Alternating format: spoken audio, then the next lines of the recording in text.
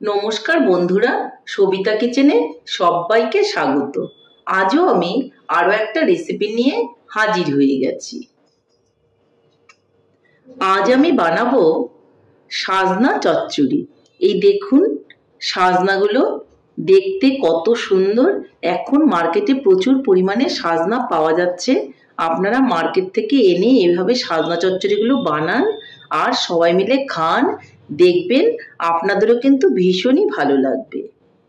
এই সাজনা চচ্চড়িটা বাচ্চা থেকে বড় সবাই খেতে খুবই পছন্দ করে। তো আপনিও বাড়িতে এনে সাজনা চচ্চড়ি বানিয়ে দিন, দেখবেন রান্নাটা ভীষণই সহজ, কোনো ঝামেলা নেই আর খেতেও ভীষণই ভালো লাগে। আমি পোস্ত দিয়ে সাজনা চচ্চড়িটা বানিয়েছি। আপনারা ইচ্ছে করলে সর্ষে দিয়েও সাজনা চচ্চড়িটা বানাতে পারেন, তাতেও কিন্তু খেতে ভীষণ ভালো লাগে। তাহলে আমি এই সাজনা চচ্চড়িটা কি করে বানালাম সেটাই দেখে নেওয়া যাক। সাজনা চচ্চড়ি বানাতে গেলে প্রথমেই আমাকে কিন্তু সাজনা নিয়ে নিতে হবে। আমি সাজনা নিয়ে নিয়েছি। এই সাজনাগুলোকে এখন আমাকে খুব ভালো করে কেটে নিতে হবে। দেখুন আমি কিভাবে কেটে নিচ্ছি। অবশ্য সাজনাটা আপনাদের যার যার পছন্দ বা সুবিধা মতো আপনারা কেটে নেবেন। বটি বা ছুরি কাঁচি যেভাবে আপনাদের ইচ্ছা বা যেভাবে আপনাদের সুবিধে হয়। দেখুন আমি এইভাবে সাজনাগুলোকে ছাড়িয়ে নিচ্ছি। আমি একটা চাকুর সাহায্যে কিন্তু সাজনাটাকে ছাড়াচ্ছি। এইভাবে একটা বাটির মধ্যে আমি নিয়ে নেব। সাইজটাও কিন্তু ঠিক আপনার পছন্দ মতোই হবে। লম্বা করবেন না একটু বেটে করবেন। আমি মাঝারি টাইপের সাইজ করেছি, তাতে খেতে খুব সুবিধা হয়। বেশি লম্বা হলে খেতে একটু অসুবিধে হয় চিবোনোর সময়। সেই জন্য আমি সাইজটাকে কিন্তু মিডিয়াম করে নিয়েছি। তো এইভাবে আমি সমস্ত সাজনাগুলোই কিন্তু কেটে নেব। দেখুন একটা সজনে আমার হয়ে গেল, আরো একটা কেটে নিচ্ছি।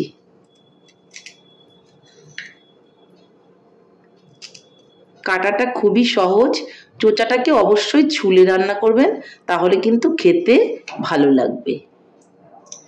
অনেকে আবার আমি দেখেছি চোচাটা না ছুলেও রান্না করেন, কিন্তু ছুলেই কিন্তু রান্না করবেন এই সাজনাগুলো, তাহলে খেতে অনেক ভালো হবে। তাহলে আমি সবগুলো সাজনাই এইভাবে কেটে তারপর আপনাদেরকে দেখাচ্ছি।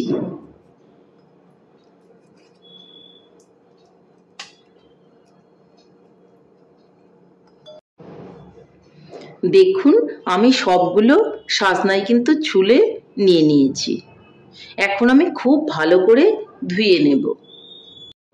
আমি কিন্তু সাজনাটাকে খুব ভালো করে ধুয়ে নিয়ে নিয়েছি।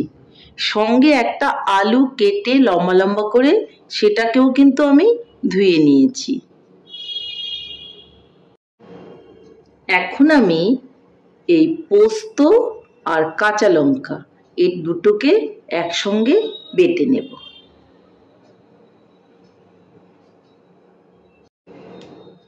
আমার পোস্ত আর কাঁচা লঙ্কা একসঙ্গে বাটা হয়ে গেছে। তাহলে এখন আমি চলে যাচ্ছি রান্নার দিকে।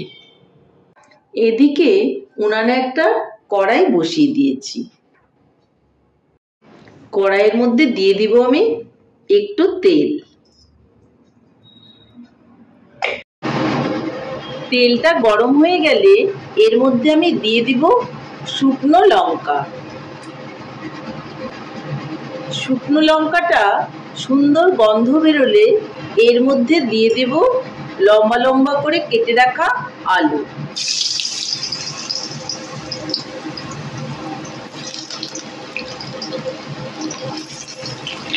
আপনারা আলুটা নাও দিতে পারেন, আবার আলুর সঙ্গে বেগুনও দিতে পারেন। আপনাদের যেরকম ইচ্ছা সেরকম করেই কিন্তু আপনারা সাজনা চচ্চড়িটা বানাতে পারেন। আলুর মধ্যে আমি দিয়ে দিব অল্প করে লবণ।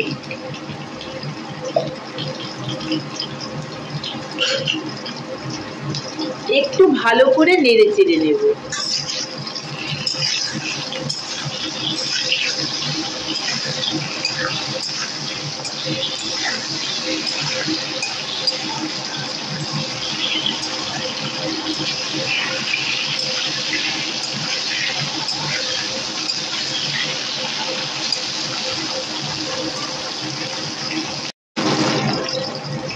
এগুলোকে অল্প নাড়াচাড়া করে এর মধ্যে দিয়ে দিব আমি সাজনাগুলোকে।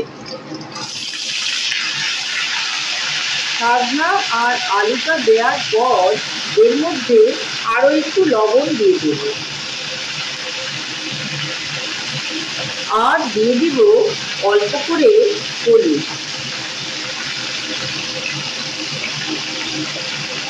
এখন খুব ভালো করে নেড়ে নেব।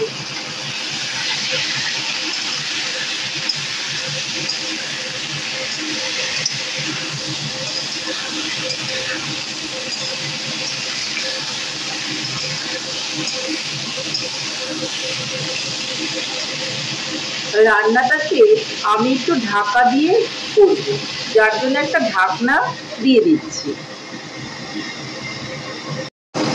ঢাকনাটা তুলে দেখে নেব। দেখুন সাজনা আর আলু একটু ভাজা ভাজা হয়ে এসছে। যখন এরকম একটু ভাজা ভাজা হয়ে আসবে তখন এর মধ্যে দিয়ে দেব জল।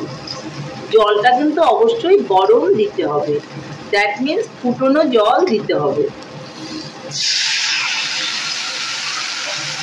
ফুটনো জল দিয়ে আবারও একটু নেড়ে চেড়ে আমি একটা ঢাকনা দিয়ে দেব।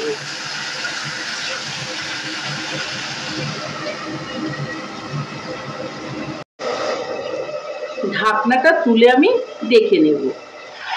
দেখুন জলটা কিন্তু অনেকটাই শুকিয়ে গেছে আর আলু আর সাজনাগুলো সেদ্ধ হয়েছে কিনা দেখে নেব।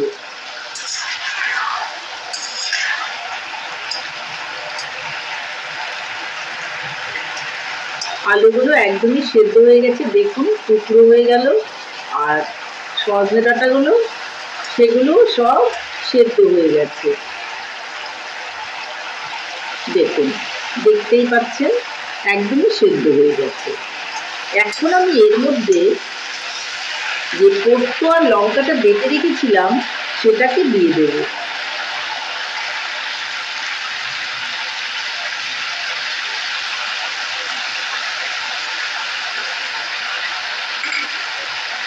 ভালো করে নেড়ে চেড়ে দেব।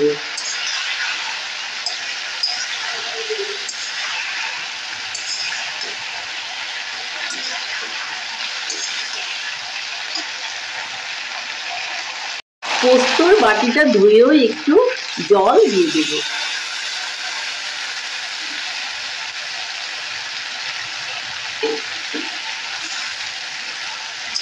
ভালো করে আবার একটু নেড়ে চেড়ে দেব।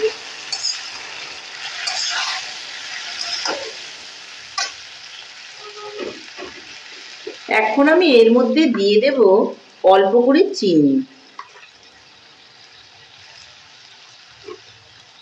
যদি একটু ঝাল খাওয়ার ইচ্ছে থাকে তাহলে দুটো কাঁচা লঙ্কা এর মধ্যে আস্তই দিয়ে দেবেন।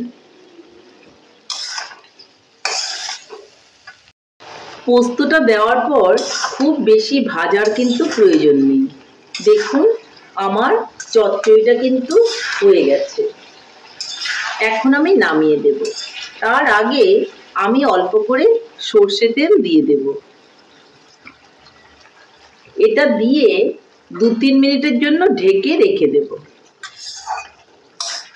আর উনানটাকে অফ করে দেব। 2-3 মিনিট বাদে আমি আপনাদেরকে দেখাচ্ছি। ঢাকনাটা তুলে নিচ্ছি। 2-3 মিনিট আমার হয়ে গেছে। দেখুন সাজনা চচ্চড়ি ফাইনালি রেডি। এভাবে আপনারা বাড়িতে বানাবেন আর সবাই মিলে গরম ভাতের সঙ্গে খাবেন, দেখবেন ভীষণই ভালো লাগবে। তাহলে আমি এটা নামিয়ে নিচ্ছি আর আপনাদেরকে দেখাচ্ছি। তাহলে বন্ধুরা আমার সাজনা চচ্চড়ি কিন্তু ফাইনালি রেডি। এই সাজনা চচ্চড়িটা কিন্তু বাচ্চা থেকে বড় সবাই খুব খেতে পছন্দ করে আর এটা খেতেও খুব ভালো হয়। এখন সাজনা খেলে মুখে রুচি হয়, এই সময়ে খাবার দাবারগুলো মোটেও ভালো লাগে না।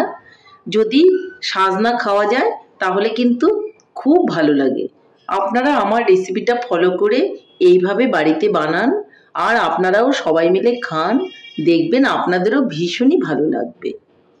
তাহলে বন্ধুরা, আমার রেসিপিটা কেমন লেগেছে? আমার রেসিপিটা যদি আপনাদের ভালো লাগে তাহলে লাইক, শেয়ার, কমেন্ট করতে ভুলবেন না। আর আপনি যদি আমার চ্যানেলের নতুন বন্ধু হয়ে থাকেন তাহলে চ্যানেলটা সাবস্ক্রাইব করার অনুরোধ রইল। পাশে থাকা বেল আইকনটি প্রেস করে রাখুন আমার নিত্য নতুন রেসিপির আপডেট পেতে। তাহলে আর দেরি কেন, ঝটপট এভাবে আমার রেসিপিটা ফলো করে সাজনা চচ্চড়ি বানিয়ে ফেলুন আর গরম গরম ভাতের সঙ্গে খান, দেখবেন আপনাদেরও ভীষণই ভালো লাগবে। নমস্কার, ভালো থাকবেন, সুস্থ থাকবেন। আবার দেখা হবে আরও একটি রেসিপির সঙ্গে।